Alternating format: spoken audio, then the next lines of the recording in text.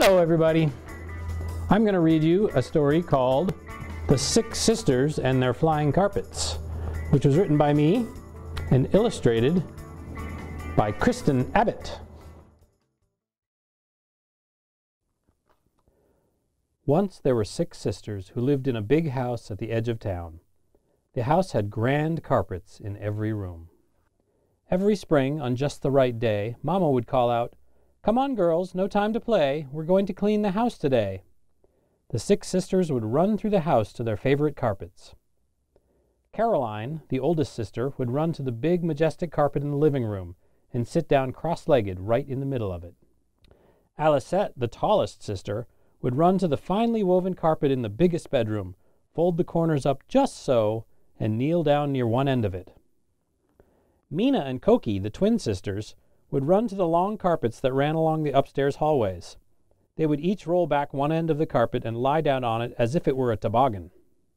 Suriko, the strongest sister, would run to the ragged old carpet by the kitchen door and jump on it standing up, ready to ride it like a surfboard.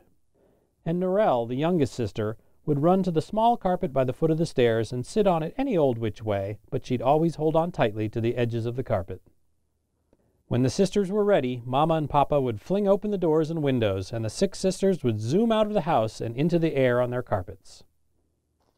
First, they would soar up and down and all around, shaking all of the dirt and dust out of each carpet.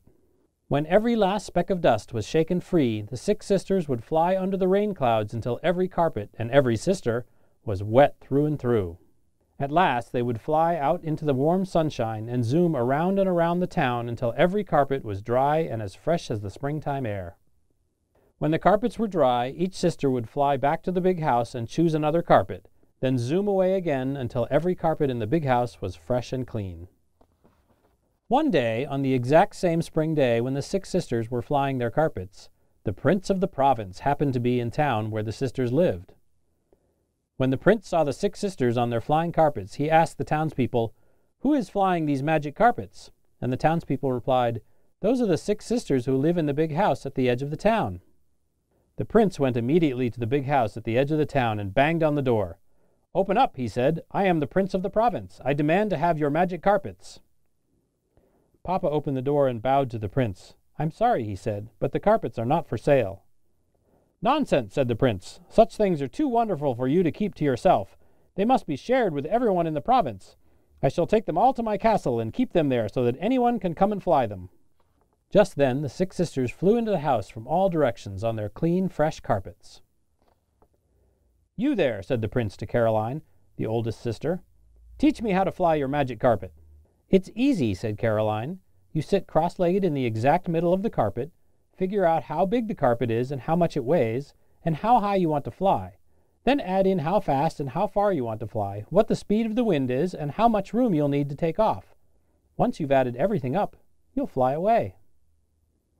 The prince sat cross-legged in the middle of the carpet and tried to figure out all of the right numbers for making it fly, but he couldn't get the carpet off the ground. "This doesn't work at all," said the prince. "There must be an easier way." "You," said the prince, pointing at Alicette, the tallest sister. "Tell me how to fly a magic carpet." "It's easy," said Alicette. "You fold the corners up just so, kneel down near one end, and mumble just the right words to make it fly." The prince folded the corners of the carpet in all kinds of different ways and mumbled every magical word he could think of until his knees were sore from the kneeling, but the carpet didn't move. "That doesn't work either," said the prince. "Can you tell me how to fly this carpet?" he asked the twin sisters. "It's easy," said Mina and Koki. "You roll the end back and lie down on it like it's a toboggan. You have to know everything about yourself," said Mina. "Or you have to know everything about everyone around you," said Koki. "And then you and the carpet will become one," they said together, "and you can fly it anywhere." The prince rolled the edge of the carpet back and lay down on it. He asked questions of himself and about everyone around him until he felt that he couldn't know any more, but still the carpet didn't move. "That was the worst yet," said the prince. "How about you?" he said to Suriko, the strongest sister. "How do you make this magic carpet fly?"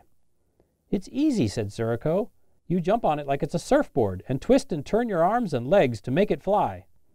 "That's more like it," said the prince, and he jumped on the carpet from every direction with his arms and legs in all kinds of positions. But once again, the carpet didn't move. "I've just about had it," said the prince. "Isn't there anyone who can tell me how to fly this magic carpet?" "It's easy," said Narelle, the youngest sister. "You just sit on the carpet any old which way, hang on to the edges, and sing a happy song." "Aha!" said the prince. "A song! That should do it." He sat on the carpet in all sorts of different ways and sang every song he could think of until his throat was sore, but the carpet didn't move at all. "I give up!" shouted the prince. "I shall take every carpet to my castle. My ministers will learn how to fly these magic carpets, and then they will teach me the right way." So the prince of the province had his men take every last carpet from the big house at the edge of the town. They marched away, leaving Mama, Papa, and the 6 sisters with nothing but bare floors. For the rest of the year, the ministers worked long and hard on getting the carpets to fly. They tried and tried and tried, but the carpets never flew. The next spring, on just the right day, Mama called out, "Girls, let's sweep away the gloom and clean this big house, every room." The 6 sisters jumped up and ran all about the house. Caroline, the oldest sister, ran to the doormat on the front porch and sat cross-legged in the middle of it. Alicette, the tallest sister, ran to the old throw cover on the living room couch, folded the corners up just so, and knelt at one end. Mina and Koki, the twin sisters, ran to the laundry room and grabbed the 2 biggest towels. They rolled up the ends and lay down on them as if they were toboggans. Suriko, the strongest sister, ran to the basement and jumped on the old saddle blanket that the dog slept on, ready to ride it like a surfboard. And Narelle, the youngest sister, ran to the bathroom and sat down any old which way on the fuzzy rug by the bathtub, holding tightly to the edges.